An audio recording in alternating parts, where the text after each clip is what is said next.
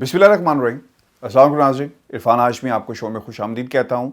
اور پاکستان سے ہمارے ساتھ موجود ہیں ابراہیم رائے صاحب۔ رائے صاحب السلام علیکم۔ وعلیکم السلام۔ رائے صاحب پہلے تو ہمارے سننے والوں سے بہت بہت معذرت، آپ نے مجھے پروگرام شروع ہونے سے پہلے کہا کہ عرفان آپ موبائل پہ کیا دیکھتے رہتے ہیں، اور لوگوں نے آج اس کا گلہ بھی کیا ہے۔ جی، میں کچھ کامنٹس پڑھ رہا تھا جس میں لوگ کہتے ہیں کہ آپ کویسچن کرنے کے بعد کوئی موبائل میسیجز دیکھنا شروع کر دیتے ہیں، تو جس سے شاید یہ امپریشن بنتا ہے کہ پروگرام میں آپ کی دلچسپی کم ہے، اگرچہ ایسا نہیں ہے۔ وہ ہمیں معلوم ہے کہ خبروں کے متعلق بھی میسیجز لگاتار آ رہے ہوتے ہیں، تو موبائل کی جانب دیکھنے کا مقصد ایک یہ بھی ہوتا ہے کہ اگر کوئی تازہ ترین خبر آئی ہے تو اس سے اپنے ویورز کو اپڈیٹ کیا جائے۔ بالکل صحیح ہے سر، لیکن اس کے باوجود ہمارے سننے والے جتنے بھی ہیں اوبیسلی ان کا فیڈ بیک بہت امپورٹنٹ ہے، اور صرف اس میں مقصد یہی ہوتا ہے، اور اس کے علاوہ کوئی دوسرا مقصد نہیں ہے۔ رائے صاحب آج کا جو پروگرام ہے اس میں 2-3 خبریں ہیں میرے پاس، اور پاکستان میں ان خبروں کے اوپر اور جس منصوبے سے اس کا تعلق ہے بہت زیادہ سیاست ہو رہی ہے۔ اب یہ گرین لائن منصوبہ جس کا افتتاح وزیر اعظم پاکستان عمران خان نے کیا، اس سے پہلے سر ایک افتتاح ہو چکا ہے، کلیم یہ کیا جا رہا ہے، آج دوبارہ افتتاح ہوا۔ پاکستان مسلم لیگ نون یہ کہتی ہے کہ یہ منصوبہ ہمارا تھا، اس کو ہائی جیک کیا گیا، یہ پاکستان مسلم لیگ نون کا پریروگیٹو تھا کہ اس منصوبے کا افتتاح وہ کرتے۔ احسن اقبال صاحب وہاں پہ گئے، اور اپنی وہاں پہ شاید ان کی دھکم پیل بھی ہوئی، انہیں چوٹ بھی لگی، جس کو انہوں نے یقیناً کیش کروانے کی کوشش بھی کی ہے۔ پہلے تو سر مجھے یہ بتائیں کہ یہ واقعی منصوبہ ان کا ہے، یا ایگزسٹنگ حکومت جو حکومت میں ہو، وفاق میں ہو، منصوبوں کی پایہ تکمیل ہونا اور پھر ان کو اپنے منطقی انجام تک پہنچانا، کیا اس کی بھی کوئی حیثیت ہے؟ اور دوسری سر یہ بھی بڑی بات امپورٹنٹ ہے، آج جو تقریریں ہوتی رہی وہاں پر، سندھ حکومت کو بہت آڑے ہاتھوں لیا گیا ہے، پاکستان پیپلز پارٹی کی حکومت کو بہت آڑے ہاتھوں لیا گیا۔ بلاول بھٹو کے جو ماضی کے بیانات رہے، یہ کہا گیا صد عمر کی طرف سے کہ آپ وفاق میں اتنی دفعہ آئے، سندھ میں آپ کی اتنی دفعہ حکومت رہی، لیکن آج بھی آپ کے پاس کوئی جامع حکمت عملی نہیں ہے کہ آپ سندھ کے حالات کو بہتر کر سکیں، کراچی کے حالات کو بہتر کر سکیں۔ ایک حکومت جاتی ہے، دوسری آ جاتی ہے، آپ کا ایک ٹینیور ختم ہوتا ہے، دوسرا ٹینیور شروع ہو جاتا ہے، اور لوگوں کو آپ نے انتظار کی جو ٹرک کی بتی ہے اس کے پیچھے لگایا ہوا ہے۔ تو سر یہ ایک سندھ کے حالات کے مطابق اگر ہم بات کریں تو وہاں پر یہ چیزیں موجود ہیں۔ آج پرائم منسٹر پاکستان عمران خان نے بھی یہ کہا کہ سندھ حکومت تعاون کرے، جو ہیلتھ والا معاملہ ہے، انشورنس والا جو معاملہ ہے، اس کے اوپر تو وفاق سنجیدہ نظر آتی ہے۔ وفاق چاہتی ہے کہ سندھ کے اندر ترقی ہو، وفاق کا جو رول ہے ایک بطور سینٹر کا،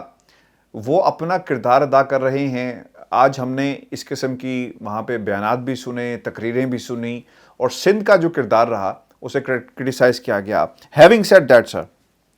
گرین لائن منصوبہ سر یہ جیت ہوئی ہے سیاسی طاقتوں کی، اسے کہا جائے کہ کراچی کے عوام دے ڈیزرو دیٹ، اور یہ انہوں نے کسی بھی حکومت نے کراچی کے عوام کے اوپر احسان نہیں کیا، چاہے وہ وفاق ہو، چاہے وہ سندھ ہو جو کچھ بھی نہیں کرتا، کراچی کے عوام ڈیزرو دس گرین لائن منصوبہ سر۔ دیکھیں، نون لیگ نے تو ایک بڑی بھونڈی سی حرکت کی ہے، اور یہ کہنا کہ 2014 میں میاں نواز شریف نے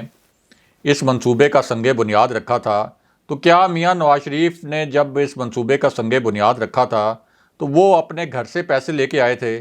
اپنے جو عالی شان محلات ہیں ان کی تو وہ رسیدیں دے نہیں سکے۔ قوم سے جو انہوں نے اربوں خربوں روپے لوٹے، جس کے متعلق عدالتوں سے الزامات ثابت ہوئے ہیں، یہ ہم نہیں کہہ رہے، عدالتیں کہہ رہی ہیں، ان کی رسیدیں تو وہ نہیں دے سکے۔ لیکن اس منصوبے کے متعلق ایسے بات کی جا رہی ہے کہ جیسے میاں نواز شریف نے کوئی جاتی عمرہ کا کوئی اپنا پلاٹ بیچ کر یہ منصوبہ شروع کیا تھا، یا کوئی شہباز شریف کی ذاتی جیب سے یہ منصوبہ شروع ہوا تھا۔ اس منصوبے کا ایک ڈھیلا ڈھالا سا ہاشمی صاحب سنگ بنیاد رکھا گیا تھا، اور اس کے بعد یہ منصوبہ سٹک ہو گیا تھا۔ اچھا، جب یہ منصوبہ سٹک ہو گیا اور مسلم لیگ نون کے دور میں یہ مکمل نہیں ہوا، تو تحریک انصاف کے دور میں بھی یہ منصوبہ کچھ عرصہ زیر التوا رہا، کیونکہ تحریک انصاف کی سندھ میں ظاہر حکومت نہیں تھی، اور پرائمریلی یہ ذمہ داری سندھ حکومت کی ہے کہ وہ کراچی میں اس طرح کے پروجیکٹ لے کے آئے اور اس طرح کے پروجیکٹس کو آگے بڑھائے اور ان کے اوپر اگر کام نہیں ہو رہا تو ان کو تیزی سے کرنے کی کوشش کرے. لیکن سندھ حکومت چونکہ اس کو یہ معلوم ہے, یعنی پیپلز پارٹی کی حکومت کو, کہ ان کو ووٹ ملتے ہیں اندرون سندھ سے, کراچی سے ان کو کوئی خاص ووٹ نہیں ملتے, اس لیے کراچی جو کہ پاکستان کا ریونیو انجن ہے, جو پاکستان کا اکنامک انجن ہے, جو 70% سے زیادہ ہمارے لیے ریونیو جنریٹ کرتا ہے, اس حوالے سے پیپلز پارٹی کی حکومت کی کبھی بھی کوئی دلچسپی نہیں رہی کہ کراچی کے لوگوں کو کوئی خاص قسم کی سہولتیں فراہم کی جائیں. اور اندرون سندھ بھی انہوں نے لوگوں کو پسماندہ اس وجہ سے رکھا ہوا ہے کہ تاکہ ان میں کہیں شعور نہ آ جائے, اور اگر ان کے اندر شعور آ گیا تو پھر ہماری کرپشن کے متعلق سوالات اٹھائیں گے, ہماری جو نسل در نسل یہ بادشاہت چلتی ہے اس کے اوپر سوالات اٹھائیں گے. پھر خورشید شاہ کے جو اثاثے, جو کہ ایک بہت ہی متوسط طبقے سے بھی تعلق نہیں رکھتے تھے, لوور کلاس سے تعلق رکھتے تھے, اور آج ان کے اربوں روپے کے اثاثے ہیں, اس کے اوپر بھی سوالات اٹھائیں گے. اب نون لیگ کی جو منطق ہے کہ چونکہ یہ نواز شریف کے دور میں شروع ہوا تھا, اس لیے نواز شریف کے دور میں شروع ہونے کی وجہ سے نون لیگ کو ہی اس کا افتتاح کرنا چاہیے تھا. اس کا مطلب تو یہ ہے کہ یہ جو گوادر پورٹ ہے آپ کی, جو اب سی پیک کا کلیدی حصہ ہے, گوادر پورٹ پہ تو کام شروع ہوا تھا پرویز مشرف کے دور میں, اور اس کے بعد پھر میاں نواز شریف نے بڑے فیتے کاٹے جا کر گوادر میں جو مختلف پروجیکٹس کمپلیٹ ہوئے, یا جب ان کو انوگریٹ کیا گیا, تو کیا اس وقت پھر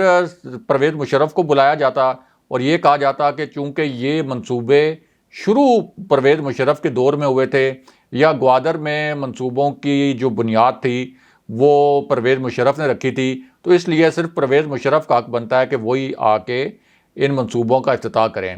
تو آپ کے دور میں ایک منصوبہ شروع ہوا ریاست پاکستان کے پیسوں سے, ریاست پاکستان کے وسائل سے, وہ بھی آپ کے دور میں 4 سال کا دور گزر گیا, آپ نے اس کے لیے فنڈز فراہم نہیں کیے, بسز آپ کے دور میں نہیں آ سکیں. اگر آپ کے دور میں بسز آئی ہوتی تو اس کا مطلب ہے کہ آج آپ افتتاح کرنے نہ جاتے کراچی میں, یعنی احسن اقبال, زبیر عمر اور جو لیگی کارکن وہاں پر گئے تھے, ان کو پھر کیا ضرورت تھی اگر یہ بسیں پہلے آ جاتی, نون لیگ کا جو 5 سال کا ٹینیور تھا, اور یہ اس سے پہلے اس کا افتتاح ہو جاتا. تو 4 سال تو آپ بسیں لانے میں ناکام رہے. تو اس کے بعد یہ حکومت آئی, اس حکومت نے اس کو آگے بڑھایا, اگرچہ اتنی تیزی سے آگے نہیں بڑھایا. پھر میں یہ کہہ رہا ہوں کہ پیپلز پارٹی کی پرائمریلی یہ رسپانسبلٹی تھی, لیکن بہرحال یہ منصوبہ اپنی تکمیل تک پہنچ گیا, اور تحریک انصاف کی جو وفاقی حکومت ہے وہی یہ بسیں لے کر آئی. تو اس میں آپ مجھے یہ بتائیں کہ کامن سینس کی بات ہے کہ کیا میاں نواز شریف کو بلایا جاتا لندن سے کہ آپ آئیں اور افتتاح کریں؟ چلیں ایک ان کو آفر ویسے کرنی چاہیے تھی خان صاحب کو, پرائم منسٹر کو, کہ میاں نواز شریف کو کہتے کہ بالکل آپ کو ہم افتتاح کرنے دیں گے, آپ آ جائیں لندن سے, آپ کا ویسے بھی وہاں پہ ٹریٹمنٹ نہیں ہو رہا, جعلی رپورٹس بنوا کے آپ وہاں پر گئے تھے, تو آئیں آپ کراچی میں اپنے دستے مبارک سے اس منصوبے کا افتتاح کریں. تو نون لیگ کا آپ یہ دیکھیں کہ اس سے پہلے اورنج لائن منصوبہ ہو یا کوئی بھی منصوبہ ہو, تو اس کے متعلق یہ اس قسم کے دعوے کرنا شروع کر دیتے ہیں جس کا سنگ بنیاد بھی رکھا ہو, یا جس کی تختی بھی انہوں نے صرف جو ہے وہ لگائی ہو, اور ابھی وہ انیشل فیز میں پلان بھی ہوا ہو. تو کئی ایسے منصوبے ہیں جن کے متعلق یہ کہہ دیتے ہیں کہ جی یہ تو ہمارا منصوبہ تھا. ہمارے منصوبے سے کیا مراد ہے؟ منصوبہ تو ریاست کا ہوتا ہے, منصوبہ تو ملک کا ہوتا ہے, اور ریاستی وسائل سے شروع کیا جاتا ہے. اور آپ کے دور میں اگر کوئی منصوبہ کمپلیٹ نہیں ہوا تو ظاہر ہے کہ جس حکومت میں وہ کمپلیٹ ہوگا, خود میاں نواز شریف نے پیپلز پارٹی کے دور میں شروع کیے گئے کئی منصوبوں کے فیتے کاٹے جو پیپلز پارٹی کے دور میں شروع ہوئے تھے. تو اس وقت پیپلز پارٹی نے تو یہ نہیں کہا کہ یہ ہمارا شروع کیا ہوا منصوبہ تھا. اب اگرچہ پیپلز پارٹی مختلف جو یہ ایک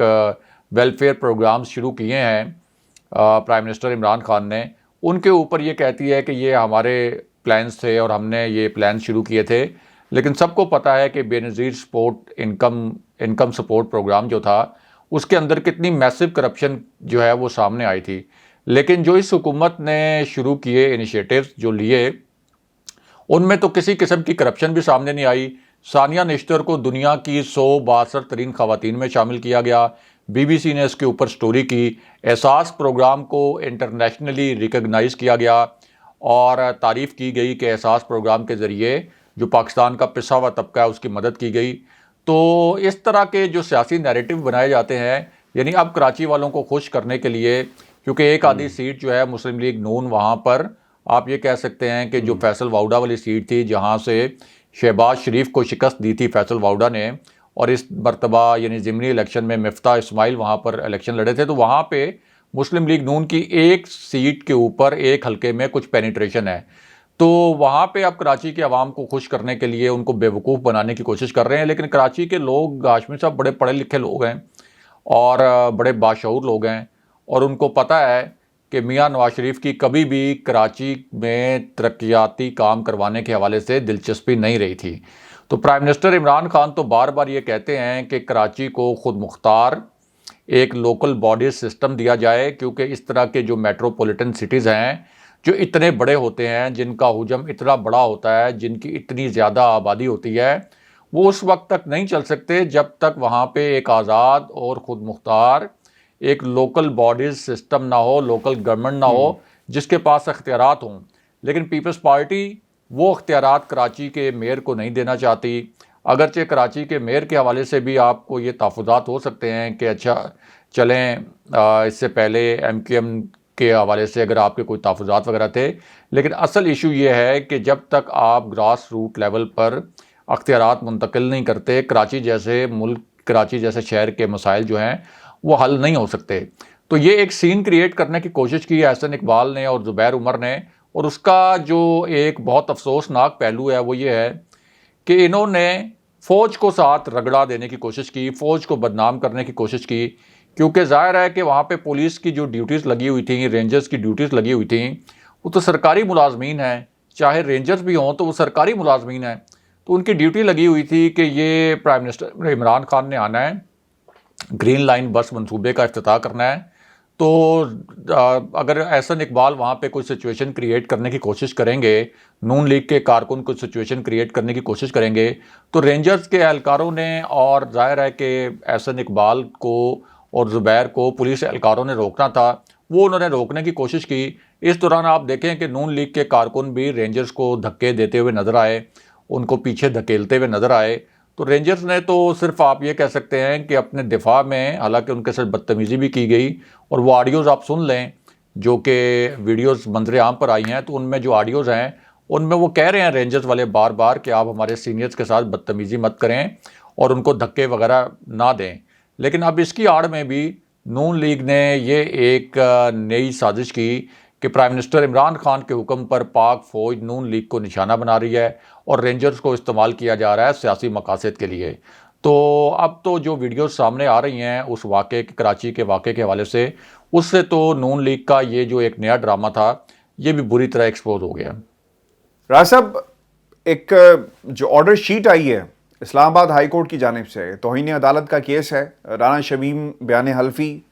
اور اس کے اندر بہت ساری ایسی باتیں ہیں. عدالت نے اپنا جو سوچ رہی تھی ریمارکس کی شکل میں، اور جو جس طرح کا اب ہمیں ماحول نظر آ رہا ہے،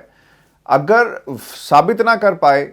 کہ جناب بدنیتی نہیں تھی، کیوں دیا، کیسے دیا، کہاں دیا، کس کے کہنے پر دیا، ان باتوں کا اب جواب دینا ہوگا. اور اگر نہیں دیا تو پھر سر توہین عدالت کی جو سماعت ہے، جو کارروائی ہے، اب یہ باقاعدہ کی جائے گی، اور اب مشکل ہو جائے گا لوگوں کو. احمد حسن رانا صاحب لندن میں موجود ہیں، لیکن ان کی طرف سے کوئی بات جو ہے وہ سامنے ابھی تک نہیں آ رہی. وہ یہ ضرور کہتے ہیں، آج میری جب ان سے بات ہوئی وہ یہ کہہ رہے تھے کہ یار میں کوئی انویسٹیگیٹر نہیں ہوں، کیونکہ میں نے سوال ان سے یہ کیا تھا کہ آپ رانا شمیم صاحب، یعنی جو آپ کے کلائنٹ بھی ہیں، والد صاحب بھی ہیں، انہوں نے یہ کہا کہ اگر یہ لیک ہوا ہے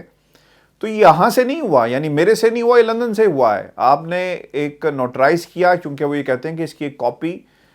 نوٹری پبلک کے آفس میں بھی موجود ہوتی ہے.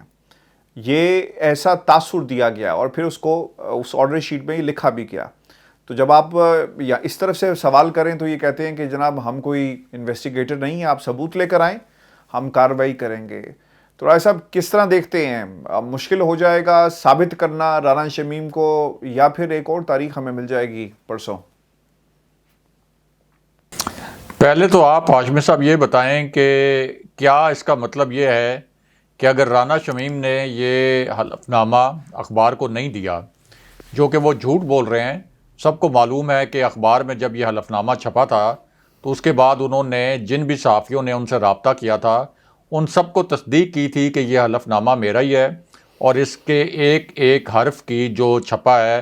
میں تمام مندرجات کی تصدیق کرتا ہوں. لیکن اگر رانا شمیم یہ کہہ رہے ہیں کہ میں نے یہ حلف نامہ لیک نہیں کیا تو نوٹری پبلک جو کہ ایک برٹش ہے اس کو کیا پڑی ہے کہ وہ یہ حلف نامہ لیک کرے, اور لیک بھی کس طرح کرے کہ انصار عباسی صاحب سے اور جنگ اخبار سے رابطہ کرے. اس کو کیسے پتا کہ پاکستان کے اندر ایک اخبار چھپتا ہے جس کا نام جنگ ہے اور اس کا ایک انگلش ڈیلی بھی ہے دا نیوز کا, اور انصار عباسی صاحب ایک صحافی ہیں. تو اس نے یہ پلان کیا پوری تحقیق کر کے کہ اچھا اسی ملک میں میاں نواز شریف کو سزا ہوئی تھی, اسی ملک میں مریم نواز کو سزا ہوئی تھی, تو اب میں نے یہ کرنا ہے کہ میں یہ حلف نامہ لیک کر دوں. تو یعنی اس کا کیا انٹرسٹ ہو سکتا تھا مجھے بتائیں. نوٹری پبلک کے دفتر سے یہ جو کہہ رہے ہیں مطلب ایسے ایسے جھوٹ بولتے ہیں, ایسے ایسے جھوٹ گھڑتے ہیں کہ میں تو آپ کو پہلے بھی کہہ چکا ہوں ہاشمی صاحب کہ آپ لندن میں موجود ہیں, تو اگر آپ نے یہ کام نہیں کرنا تو میں دوبارہ لندن آ کے میں خود ہی یہ تجویز پیش کرتا ہوں کہ کوئی سیاسی آسکر ایوارڈ جو ہے اس کا بھی کوئی آپ اعلان کروائیں. وہ اس طرح کا بھی ہونا چاہیے سیاسی ڈرامہ بازی کا کہ جس کے اوپر ہر سال وہ شریف فیملی جیتے گی اور 100% وہی جیتیں گے, اور انہی کے جو آگے بچے ہیں ان کے بھائی بہن مختلف کزنز یہ جو کردار ہیں یہ معاون کردار بھی جو ہیں وہ یہی جیتیں گے, سائیڈ ہیرو کے رول میں بھی یہ جیتیں گے, رائزنگ سٹار, پھر سپورٹنگ رول میں بھی یہ جیتیں گے, رائزنگ سٹار, چائلڈ سٹار, یہ ہر طرح کے ایوارڈ سیاسی اداکاری کے سیاسی ڈرامہ بازی کے یہی جیتیں گے. یعنی آپ امیجن کر سکتے ہیں کہ لندن میں ایک برٹش نوٹری پبلک ہے وہ یہ حلف نامہ لیک کرے گا اخبار کو. کیوں بھائی؟ یعنی عوام کو آپ نے بیوقوف سمجھا ہوا ہے, عوام کو اتنا بیوقوف سمجھا ہوا ہے کہ آپ یہ تاثر دے رہے ہیں کہ ہم نے تو لیک نہیں کیا, یہ اس نے انصار عباسی صاحب سے رابطہ کر کے لیک کر دیا. اچھا لیک اس نے کیا اور انصار عباسی صاحب نے اس کی تصدیق کے لیے رابطہ کس سے کیا؟ رانا شمیم سے. مطلب ایک عجیب و غریب قسم کی کہانی انہوں نے بنائی ہے. یا پھر دوسرا اس کا مقصد یہ ہو سکتا ہے کہ یہ میاں نواز شریف نے رانا شمیم کو دھوکہ دیا اور میاں نواز شریف نے لیک کیا. یعنی ان دونوں نے ملی بھگت کی کہ اس طرح کا آپ ایک حلف نامہ تیار کروائیں اور ہم کسی مناسب وقت کے اوپر اس کو لیک کریں گے. لیکن اگر رانا شمیم کا موقف مان لیا جائے تو اس کا مطلب ہے کہ پھر میاں نواز شریف نے اور مریم نواز نے اس کو لیک کروا دیا این اس وقت جس وقت مریم نواز اور کیپٹن صفدر کی اپیلوں کی سماعت ہونے والی تھی. بہت کرٹیکل مرحلے میں وہ کیس تھا. اچھا اگر ایک لمحے کے لیے یہ مان بھی لیں کہ چلے رانا شمیم نے خود لیک نہیں کیا, میاں نواز شریف نے لیک کیا ہے, تو اس میں آپ یہ دیکھیں کہ رانا شمیم کو کیوں اتنی ہنگامی صورتحال میں لندن جانا پڑا کہ ان کے بھائی کی وفات ہوئی. 48 گھنٹے سے بھی پہلے وہ لندن چلے گئے, وہاں پہ انہوں نے پھر 48 گھنٹے کے اندر یہ حلف نامہ ریکارڈ کروایا اور مریم نواز اور میاں نواز شریف کے مریم نواز اور کیپٹن صفدر کی اپیلوں کی سماعت سے پہلے اس کو لیک کروایا. تو اس کا مطلب ہے کہ یہ پہلے سے پلان تھا. یہ رانا شمیم نے بھی لیک کیا, میاں نواز شریف نے بھی لیک کیا, دونوں نے مل کر لیک کیا اور یہ پوری پلاننگ سے لیک کیا گیا. اور اب شریف خاندان بھی جھوٹ بول رہا ہے اور رانا شمیم بھی جھوٹ بول رہے ہیں, اور اسی وجہ سے اب جو عدالت ہے اس نے 3-4 اپنا جو نکات اٹھائے ہیں اپنے تحریری حکم نامے میں, یہ اصل میں ایک طرح کا فیصلہ آ گیا ہے. یعنی یہ جو تحریری حکم نامہ ہے یہ اصل میں آپ کہہ سکتے ہیں کہ اسلام آباد ہائی کورٹ نے فیصلہ سنا دیا ہے, کیونکہ اسلام آباد ہائی کورٹ یہ کہہ رہا ہے اپنے اس تحریری حکم نامے میں کہ بادی النظر میں یہ حلف نامہ ثابت نہیں ہوتا کہ یہ کوئی نیک نیتی سے دیا گیا تھا, اور ایسے گراؤنڈز موجود ہیں کہ اس حلف نامے کو غلط قرار دیا جائے اور اس حلف نامے کو ایک جھوٹ کے طور پر دیکھا جائے. اس کیس میں ایسے گراؤنڈز موجود ہیں. یہ اسلام آباد ہائی کورٹ نے اپنے حکم نامے میں. راج صاحب اس میں ایک اور بھی بڑی امپورٹنٹ بات ہے. آج جب میری احمد سے بات ہوئی نا تو میں نے اس سے یہ سوال کیا تھا کہ آپ کے والد صاحب نے اور جو آرڈر میں لکھا گیا وہاں پہ یہ میں سجسٹڈ کا لفظ استعمال کیا گیا ہے کہ یہ ہو سکتا ہے,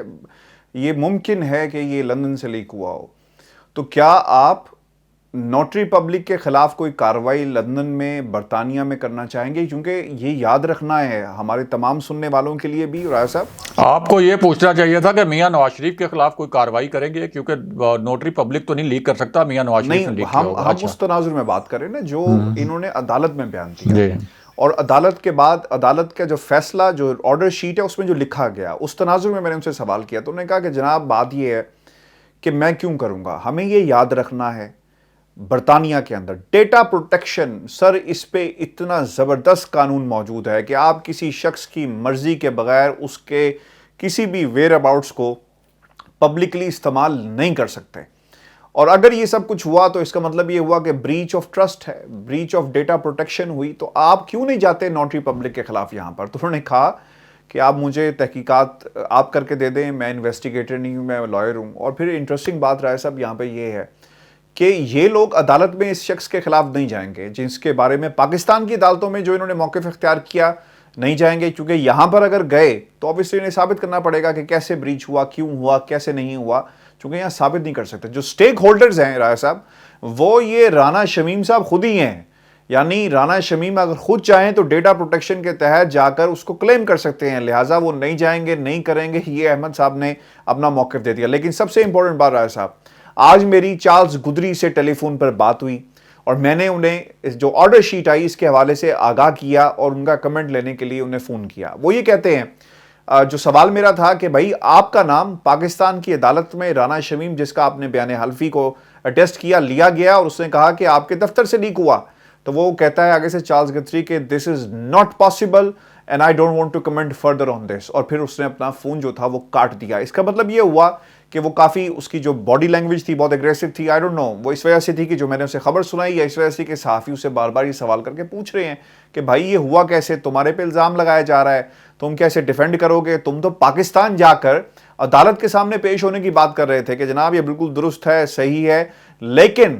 یہاں پر رانا شمیم صاحب جنہوں نے یہ بیان حلفی دیا وہ پاکستان میں کیا کہہ رہے ہیں کہ جناب یہ اگر ہوا، کیونکہ ایک کاپی اس کے پاس بھی موجود تھی جس کا حوالہ میں نے اس کو دیا۔ تو میرا یہ خیال ہے کہ یہ اس کا ڈراپ سین ہو چکا ہے، اور یہ لوگ عدالت میں یہاں تو نہیں جائیں گے، لیکن ہمیں میرا خیال ہے کہ رائے صاحب 13 دسمبر از ناٹ فار، جب عدالت کا جو مزاج ہے اور جو آرڈر شیٹ ہم نے دیکھی، سزا سر ہوگی۔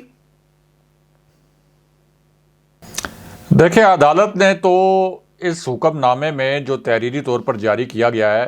اس میں تو یہ کہہ دیا ہے کہ ہمیں نہیں لگتا ریمارک سے، اور ایسے گراؤنڈ موجود ہیں کہ یہ حلف نامہ جعلی لگتا ہے، اس میں بدنیتی لگتی ہے۔ یہ بھی اس تحریری حکم نامے میں انڈائریکٹلی کہہ دیا گیا ہے کہ یہ نیک نیتی سے دیا ہوا حلف نامہ نہیں لگتا۔ پھر یہ بھی سوال اٹھایا گیا کہ رانا شمیم نے اس قسم کے سوالات کے جوابات نہیں دیے کہ آخر کون